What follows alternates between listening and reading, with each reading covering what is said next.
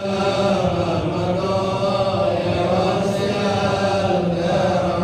أكرم الخلق ما لمن ألوذ به سواك عند حلول الحادث العظيم يا ربي مصطفى قدر مقاصدنا واغفر لنا أمرا يا واسع الكرم اللهم صل وسلم وبارك عليه.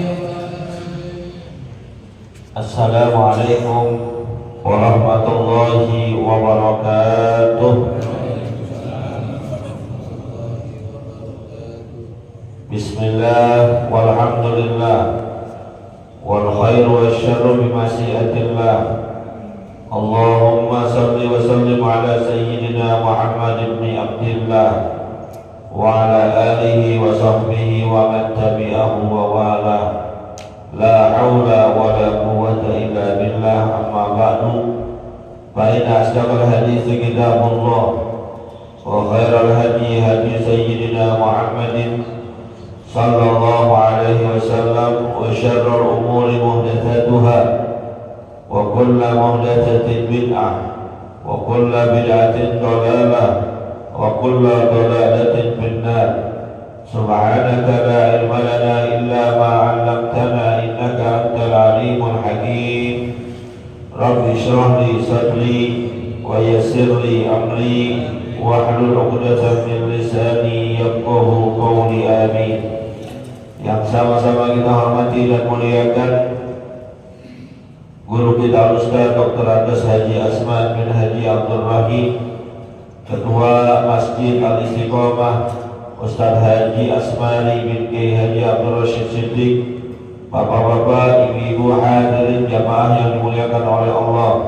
Alhamdulillah, sama-sama telah kita laksanakan kewajiban kita salat subuh secara berjamaah, dilanjutkan dengan hadir di majelis ilmu. Mudah-mudahan rangkaian ibadah ini diterima dan dilipat gandakan pahala oleh Allah Subhanahu wa taala. Amin ya rabbal alamin. Melanjutkan kajian kitab An-Nasaihud Diniyah wal Wasaya Al-Imaniyah karangan Al-Habib Abdullah Al-Haddad. Bismillahirrahmanirrahim. Qala al-mu'allif rahimahullahu ta'ala anhu, al-mu'minul qawiyyu khairun wa ahabbu ila Allah ta'ala minal mu'minid dha'if wa bi kullin khairun fakhlis ala ma yanfa'uka wasta'in billahi wa la ta'jaz fa in ghalabaka amrun faqul qadarullahi wa ma sya'a fa'ala wa iyyaka walau fa innaha tabtahu amal syaitan wallahu a'lam. Melanjutkan pembahasan kita kemarin, ada sebuah hadis yang dikatakan oleh baginda Nabi kita Muhammad sallallahu alaihi wasallam, mukmin yang kuat lebih baik dan dicintai oleh Allah Subhanahu wa taala dibandingkan mukmin yang lemah. Kuat dalam berbagai hal, kuat dalam ekonomi, kuat dalam ilmu pengetahuan, juga termasuk kuat dalam bidang fisik. Wa bi kullin khairun, kata Nabi. Tapi dari semuanya itu, mau lemah mau kuat, pasti mengandung unsur kebaikan. Karena tidak ada takdir Allah yang buat kita itu merupakan kesialan. Termasuk ketika kita diberikan kesenangan oleh Allah ataupun diberikan kesusahan oleh Allah, itu adalah yang terbaik buat hidup kita. Makanya Nabi kita Muhammad SAW sampaikan dalam riwayat yang lain, ajaban li amril mu'minin, sungguh mengagumkan, sungguh menakjubkan urusan orang yang beriman. Inna amrahu kullahu lahu khairun, segala urusannya semua bernilai kebaikan. Kenapa? In asabathu syarra syakara fakana khairun lahu. Jika jika mereka ditimpakan yang senang-senang, hidupnya enak, hidupnya mewah, kerjaan tetap, gajinya gede, dirinya cakep, anak nurut, rumah ada, mobil ada, motor ada, mereka semua itu menghadapinya dengan syukur, nggak membuat sombong, nggak membuat tinggi hati, jumawa, karena sadar kesenangan, kemewahan itu semua adalah titipan dari Allah. Fakana khairun lahu, dan itu adalah yang terbaik buat dirinya. Tapi sebaliknya, wa in asabathu dharra, apabila ditimpa kesusahan, musibah, kehilangan, meninggal, hidup di bawah garis kemiskinan, cari kerja susah, cari uang susah, banyak cobaan, sakit, dan lain sebagainya, sabar, dia melewatinya dengan sabar. Karena apa? Itu adalah pemberian terbaik dari Allah buat dirinya. Gak usah tahu, karena Allah memberikan musibah, Allah memberikan ujian buat kita, hakikatnya menguntungkan diri kita, cuma gak sadar aja.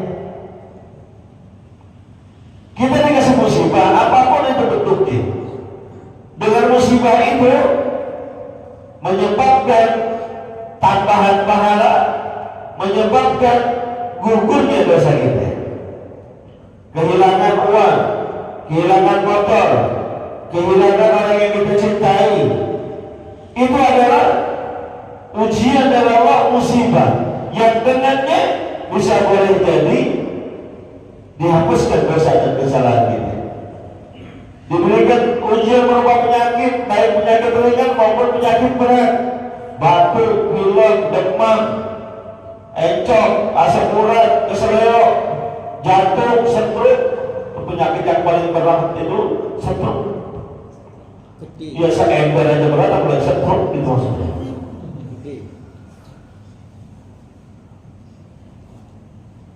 Itu adalah penggugur dosa-dosa kita. Makanya Nabi kita Muhammad SAW sabdakan, ma min muslimin, tidak ada seorang muslim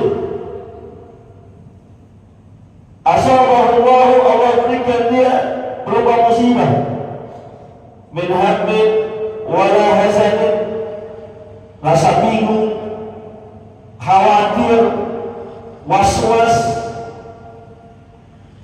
bingung bayaran sekolah anak, bingung bini mau lahiran kerja belum ada, bingung mau lebaran belum kelihatan, wala hazanin, rasa sedih karena kehilangan orang tua, kehilangan ayah, kehilangan bunda, kehilangan istri, kehilangan suami, termasuk kehilangan anak.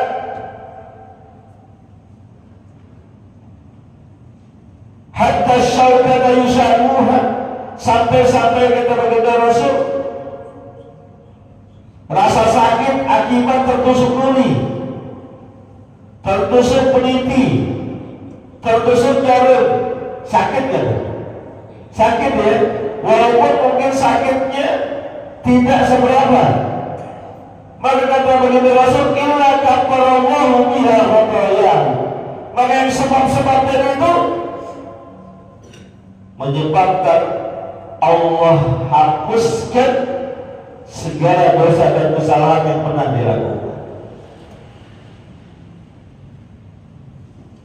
Bahkan dalam riwayat yang lain begitu mengatakan, mayuridullahu bihi khairan, siapa orang yang Allah inginkan kebaikan pada diri seseorang, yusuf min, dia akan diberikan musibah, dia akan diberikan ujian, dia akan diberikan cobaan.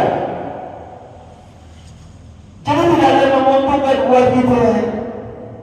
Kadang mohon maaf, kita nganggap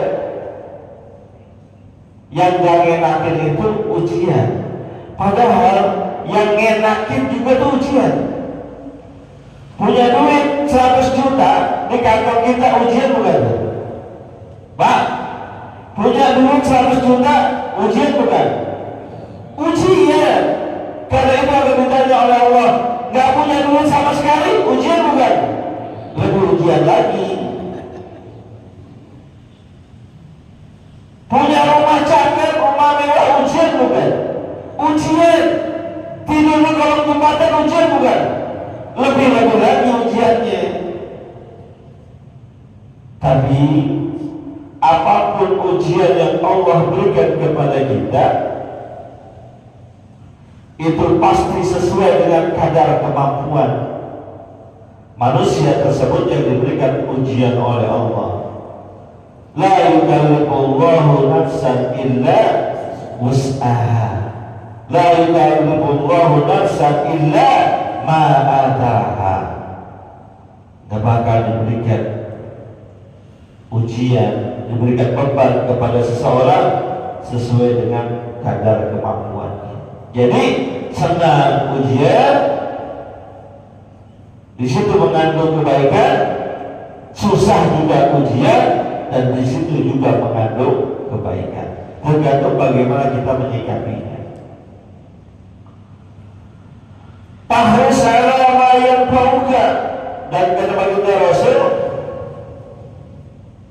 usahakan semaksimal mungkin terhadap segala sesuatu yang akan mendatangkan manfaat buat kita, terutama manfaat untuk urusan akhirat.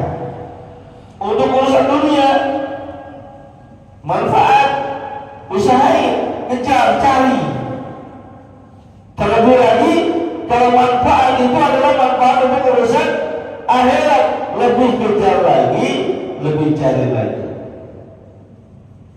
Makanya kata Allah Subhanahu wa taala, wabtaghi fima ataka Allahu daral akhirah.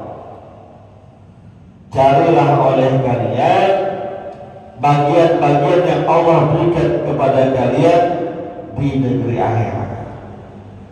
Cari, maksimalin, usahain, tapi wala tansa nasibaka minad dunya. Jangan lupain urusan bagian kalian di dunia. Akhirat kejar. Akhirat jadikan tujuan. Tapi dunia jangan ditinggalin. Karena di dunia ini urusan semua pakai duit. Gak bisa dibayar pakai pahala. Jajan sore-sore cari takjilan, gue bayar pakai pahala sholat gue dah. Gak bisa. Bayarnya pakai duit. Dan duit itu harus dicari. Jangan mentang-mentang urusan kita pakainya akhirat aja. Dari pagi sampai maghrib nggak kemana-mana. Zikir wirid main aja di masjid udah. Bukan nggak boleh, tapi usaha nggak maksimal. Karena suatu riwayat ketika sakit, suatu kita Sayyidina Umar bin Khattab melihat seseorang dari pagi sampai sore di masjid zikir doa, zikir doa, zikir doa.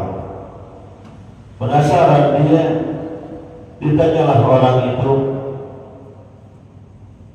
apa yang kau lakukan di tempat ini? Dia bilang, saya melakukan sesuatu untuk mendekatkan diri saya kepada Allah Subhanahu wa taala. Apa yang kau persiapkan buat dirimu, keluargamu dari urusan dunia? Saya tidak siapin apa-apa. Saya pasrahin aja semua kepada Allah. Lalu Sayyidina Umar bin Khattab pulang, balik lagi bawain kapak tuh orang. Bukan untuk dibunuh, bukan. Bawain kapak, nih lu pergi keluar, cari kayu bakar, jual, uangnya kasih keluargamu. Itu yang benar. Emang gak boleh urusan dari pagi sampai sore sampai malam masih ada zikir? Boleh. Asal punya kontrakan 100 pintu. Nggak kerja nggak apa-apa. Yang penting punya penghasilan. Tapi kalau nggak punya penghasilan kecuali harus kerja, kerja. Jangan di masjid mulu begitu. Wasta'in billahi wa la ta'jas, dan mintalah tolong kepada Allah Subhanahu wa taala, jangan lemah ketika mendapatkan musibah, ketika mendapatkan ujian, ketika mendapatkan banyak cobaan. Jangan membuat kita jadi lemah. Minta tolong kepada Allah. Karena ujian Allah yang ngasih, dan Allah juga yang akan menghilangkannya. Jangan gerutu, jangan memucat, ya Allah gitu banget sih sama saya. Masalah itu belum selesai, dikasih masalah ini. Masalah ini baru mau kelar, datang lagi masalah yang baru. Enggak begitu. Minta tolong kepada Allah Subhanahu wa taala. Angkat kedua tangan kita, terutama di dengan malam, ngadu. Masalah datang bertubi-tubi, ngadu. Ngadunya ke siapa? Ke Allah. Jangan ke medsos. Kalau zaman sekarang medsosnya udah canggih, dia ngadu ke medsos, ke WA. Di story WA-nya itu dia tulis, ya Allah hidup berat banget dia. Ya Allah anak saya sakit. Ngadunya ke medsos. Kalau kita ngomongnya di medsos hanya mengundang simpati orang, belum tentu yang baca simpati sama kita. Yang ada juga sebagian simpati, sebagian syukur lo biar rasa. Coba kita ngadunya ke Allah di keheningan malam, gak ada yang tahu, ambil wudhu, gelar sejadah, sholat 2 rakaat, tumpahkan segala permasalahan hidup kita hanya kepada Allah, sesuai dengan perjanjian yang kita baca setiap hari selama sehari semalam 17 kali. Iyyaka na'budu wa iyyaka nasta'in. Hanya kepadamu lah kami menyembah, dan hanya kepadamu lah kami meminta pertolongan.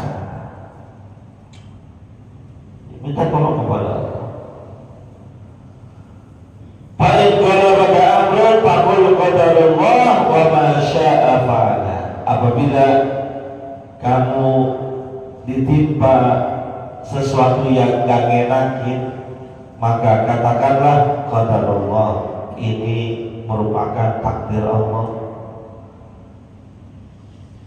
Wa ma syaa fa'ala, dan apa yang Allah kehendaki akan terjadi dan dikerjakan oleh Allah sesuai dengan apa yang dikehendakinya. Janji sama orang meleset.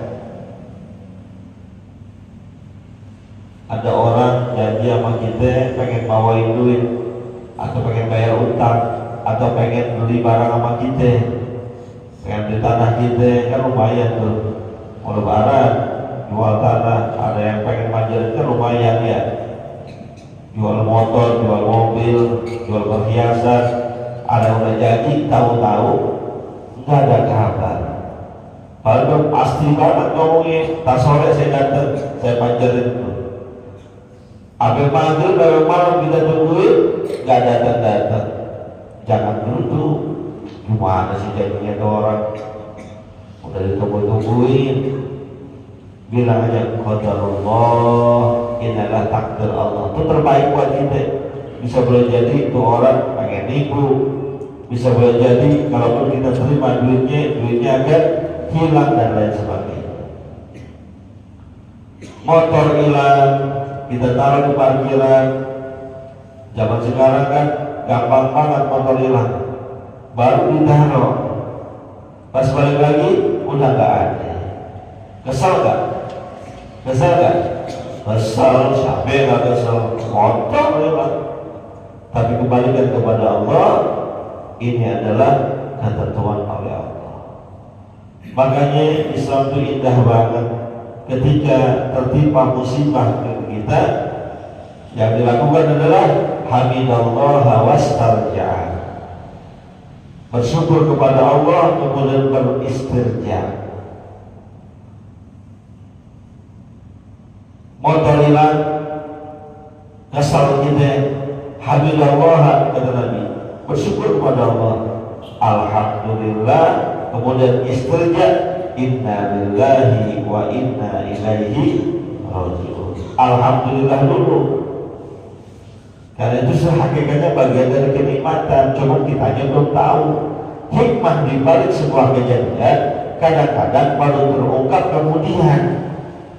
Maka husnuzan kita kepada Allah, alhamdulillah, inna lillahi wa inna ilaihi raji'un. Termasuk kalau meninggal keluarga kita, meninggal anak, meninggal orang tua, meninggal istri, tetap alhamdulillah, inna lillahi wa inna ilaihi raji'un. Tapi alhamdulillahnya pelan aja. Kalau kenceng takut ada dengar, istrinya meninggal, alhamdulillah.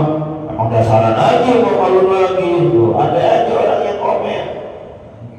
Ya, alhamdulillah, inna lillahi wa inna ilaihi raji'un. Karena memang takdir itu adalah yang terbaik buat kita, merupakan kenikmatan. Wa iyyaka walau wa innaha taqtahu amal syaitan. Dan hati-hatilah kalian ucapan lau, seandainya, jikalau, umpama misalnya, ya coba begini nih, ya coba saya taruh motornya nggak di situ, nggak bakalan hilang. Ya coba saya dari awal bawa anak saya, istri saya, ibu saya berobatnya nggak di sono, berobatnya di sini aja, nggak bakal meninggal. Belum tentu. Jikalau, seandainya, umpama misalnya, itu bagian dari kalimat-kalimat tulul amal. Kalau udah berlaku takdir, berlaku aja. Ya coba begini ya, kalau saya begini gak bakal kejadian kayak gini, kalau saya begini gak bakal terbentur saya kayak gini. Gak juga. Yang namanya takdir akan berjalan sesuai dengan ketentuan Allah. Maka gak perlu lau jika gak usah. Jalannya bagi kehidupan dengan sebaik-baiknya. Kalau terbentur dengan musibah, alhamdulillah, inna lillahi wa inna ilaihi raji'un. Wallahu a'lam bishawab.